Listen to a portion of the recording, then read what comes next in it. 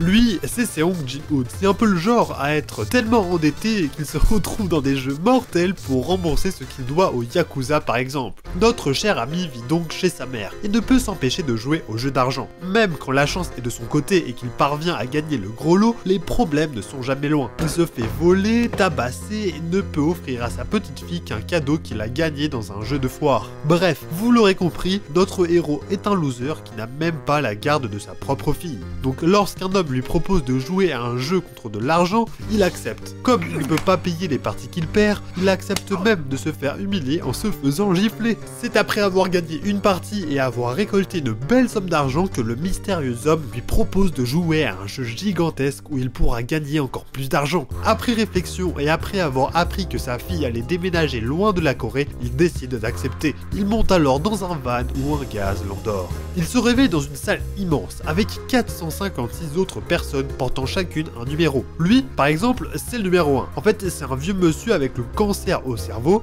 Elle, par exemple, c'est le numéro 67 et c'est elle qui a volé l'argent de notre héros au tout début.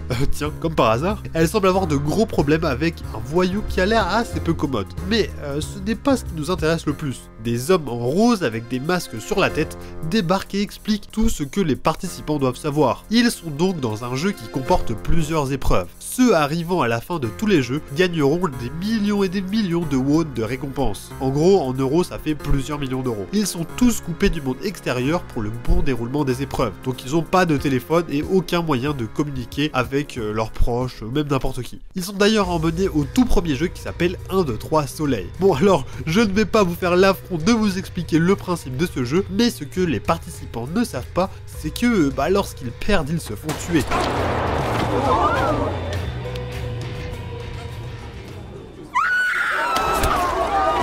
Lui, c'est l'organisateur.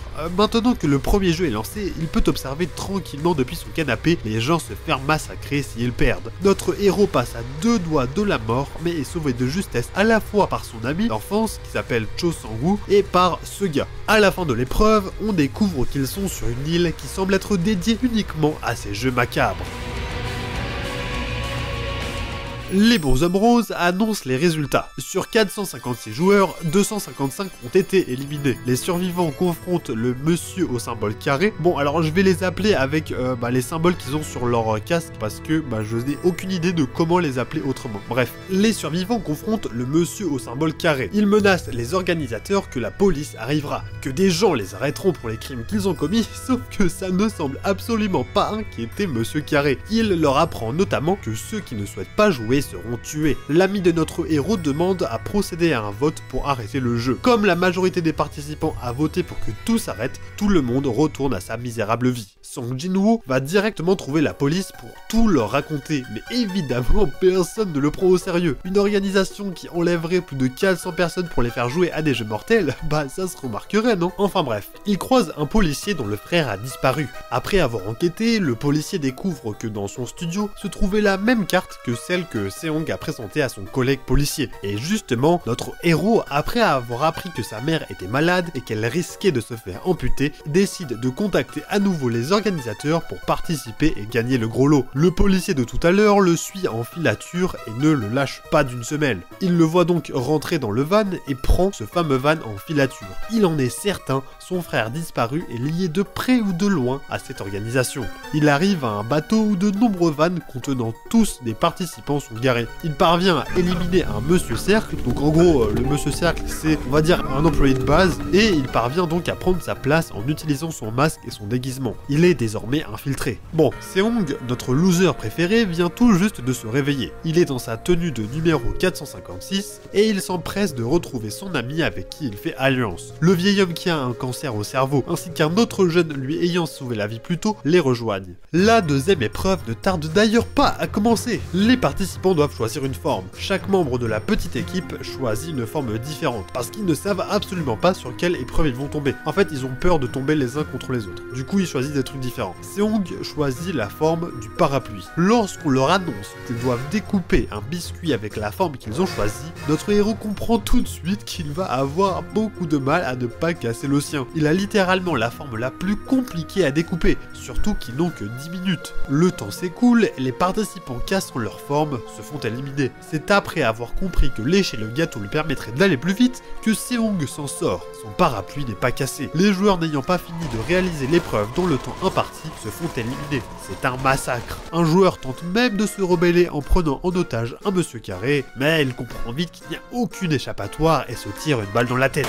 Le monsieur carré d'ailleurs, qui a dû enlever son masque pour ne pas se faire tuer par le gars qui s'est rebellé, il se fait exécuter par le grand organisateur car montrer son visage est strictement interdit. C'est le règlement. D'ailleurs, le policier infiltré en profite pour lui voler son masque. Grâce à ça, il devient un monsieur carré. En gros, les gens qui ont des carrés, c'est des gens qui ont un rang un peu plus haut que le rang de base. C'est un petit peu les chefs des cercles. Bref. Les survivants retournent dans le dortoir après le deuxième jeu. Ils sont mal nourris à tel point que l'un des joueurs qui n'a pas reçu à manger confronte le voyou qui lui a volé son repas. Les deux se battent et le voyou tue son adversaire. Voyant que son action n'a eu aucune conséquence et que les organisateurs n'en ont rien à faire, il a une petite idée. Avec sa bande, ils vont tuer les autres pendant la nuit pour éliminer toute concurrence. Parce que ils ont compris aussi une seconde chose, c'est qu'à chaque fois qu'une personne mourait, ça rajoutait de l'argent dans la cagnotte. Du coup, plus il y a de personnes qui meurent, plus il y a d'argent à gagner, tout simplement. Une mêlée éclate donc dans l'obscurité,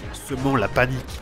Seong et ses amis se regroupent pour résister. Le vieil homme implore les organisateurs que tout s'arrête, et le calme est finalement rétabli. Plusieurs joueurs sont morts, mais nos camarades s'en sortent tous indemnes.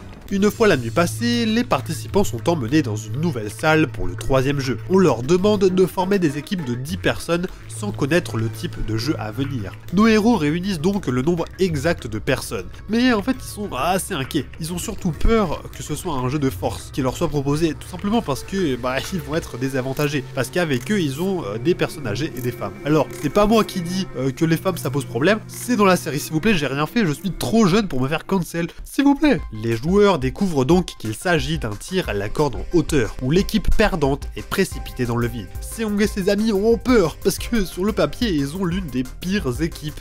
Mais le vieux monsieur leur indique comment gagner. Et justement, ça semble fonctionner.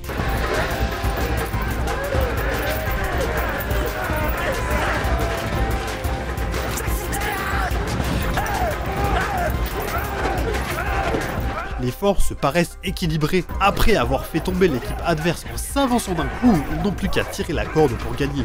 Ils s'en sont tous sortis vivants. Il est temps maintenant de se reposer. Bien que tout le monde soit sur ses gardes, aucune attaque n'a lieu pendant la nuit. Chacun dort pour reprendre ses forces et gagner les jeux suivants. En parallèle de tout ça, des gardes corrompus, aidés d'un médecin, donc le médecin c'est un des participants, prélèvent les organes de personnes tuées pour les revendre.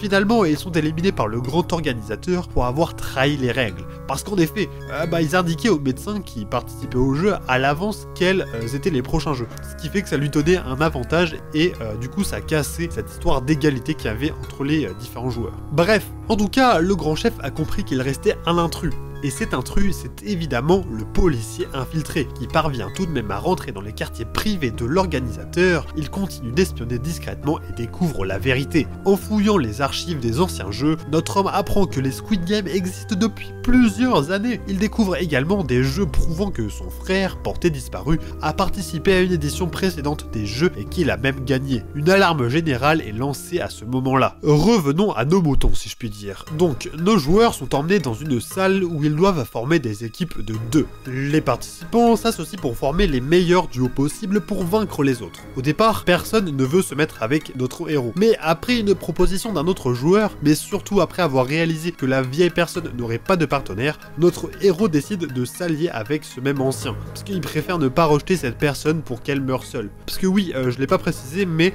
il y a un nombre impair de participants, ce qui fait qu'une personne risque de se retrouver tout seul et personne ne sait ce qui lui arrivera. Peut-être rien, peut-être qu'elle se fera tuer, donc Seong décide de s'allier avec la vieille personne. Bref, une fois toutes les équipes faites, les participants sont emmenés dans le terrain de jeu. Ils apprennent avec stupeur qu'ils devront affronter la personne avec qui ils ont fait équipe sur un jeu de billes. Évidemment, c'est la cata, parce que tout le monde s'était mis avec un ami. Par exemple, l'ami de Seong s'est mis avec le Pakistanais qui lui avait sauvé la vie au début. Ils sont obligés de jouer l'un contre l'autre. Bien que le Pakistanais ait gagné quasiment toutes les billes l'ennemi de son adversaire, Cho Sang-woo se joue de sa naïveté pour lui voler tout ce qu'il avait gagné honnêtement. Puisqu'il n'a pas utilisé de violence pour lui voler ses billes, le Pakistanais se fait tuer. Du côté de Seong, il perd de nombreuses parties au point de se retrouver au pied du mur. Il est obligé de mentir à son duo pour reprendre l'avantage. En fait, pour faire simple, il utilise le fait que la vieille personne ait une mémoire défaillante pour le manipuler et gagner la partie. Cependant, la personne âgée s'en rend compte, mais accepte tout de même de mourir en laissant la dernière bille à notre héros qui s'en sort une fois de plus. Du côté des organisateurs, c'est un petit peu le remue-ménage. L'intrus n'a toujours pas été trouvé alors que les VIP vont bientôt arriver.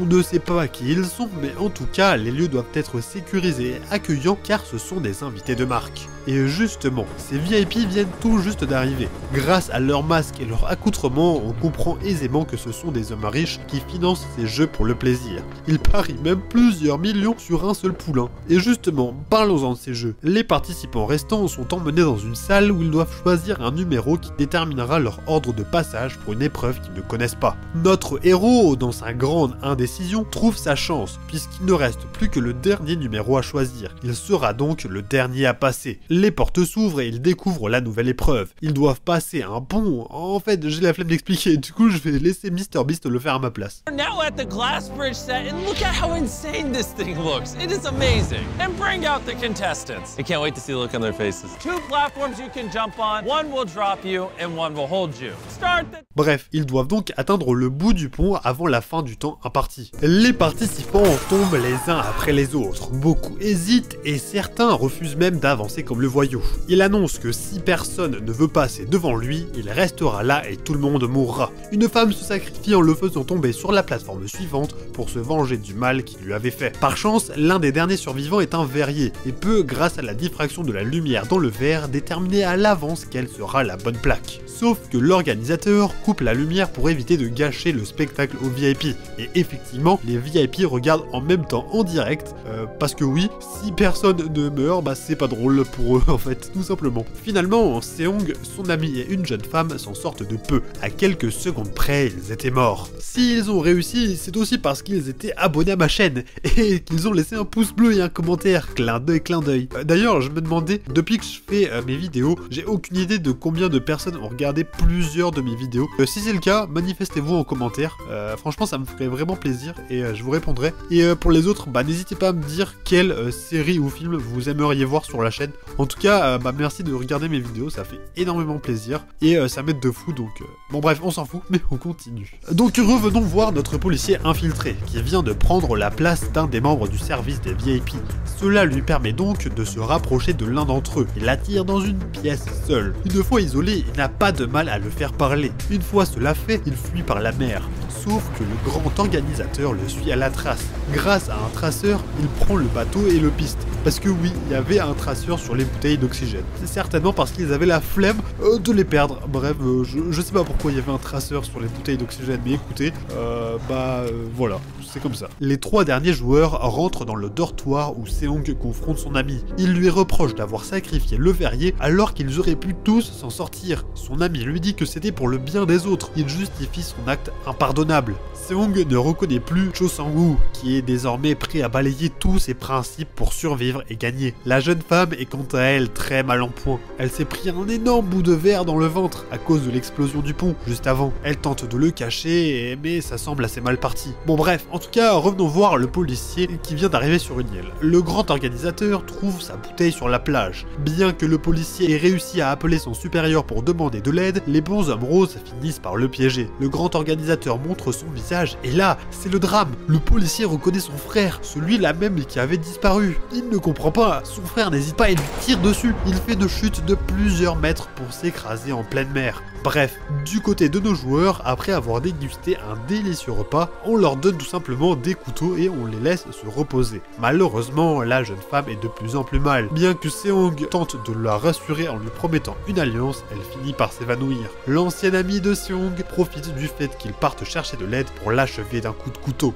Désormais, ils ne sont plus que 2 pour le prochain jeu. Sauf que cette fois, Seong est très en colère. Ils sont emmenés sans plus attendre au dernier jeu. Son nom, le Squid Game, ou le jeu jeu de la pieuvre. En fait, je pourrais vous expliquer les règles, mais disons que nos deux joueurs préfèrent en finir à leur manière. Soit l'un des deux gagne, soit l'un des deux se fait tuer pendant le jeu. Ils se jettent l'un sur l'autre et le combat est plutôt serré. Ils s'échangent coup pour coup sur le regard des VIP qui ont l'air d'apprécier le spectacle. Seong prend le dessus mais n'a pas la force d'achever son ami. Il demande d'arrêter le jeu en évoquant l'une des règles, mais Cho Sang-woo prend le couteau et se suicide. Il s'est rendu compte de l'homme horrible qu'il est devenu pour arriver à ses fins. Il implore Seong de s'occuper de sa mère une fois qu'il aura eu l'argent, ce que notre héros accepte. Comme le jeu est terminé, il est jeté dans la rue comme un déchet, avec sur lui de toutes nouvelles cartes bancaires. Il a bien gagné les 45,6 milliards de won, soit environ 33 milliards d'euros. Bien qu'ayant gagné tout cet argent, il est même pas heureux. Il rentre chez lui et découvre sa mère morte. Bien qu'il soit devenu riche, il aura perdu dans l'histoire sa mère ainsi que l'un de ses meilleurs amis. Un an plus tard, on retrouve Song Jin-woo en bien meilleure forme. Bah non, je rigole. Bien sûr, en fait, c'est un déchet. Un SDF, ça l'est déprimé. Un soir, une femme vient lui parler et lui demande qu'il lui achète une rose pour l'aider. Il l'accepte et découvre une carte spéciale où un homme invite à le rejoindre dans une tour.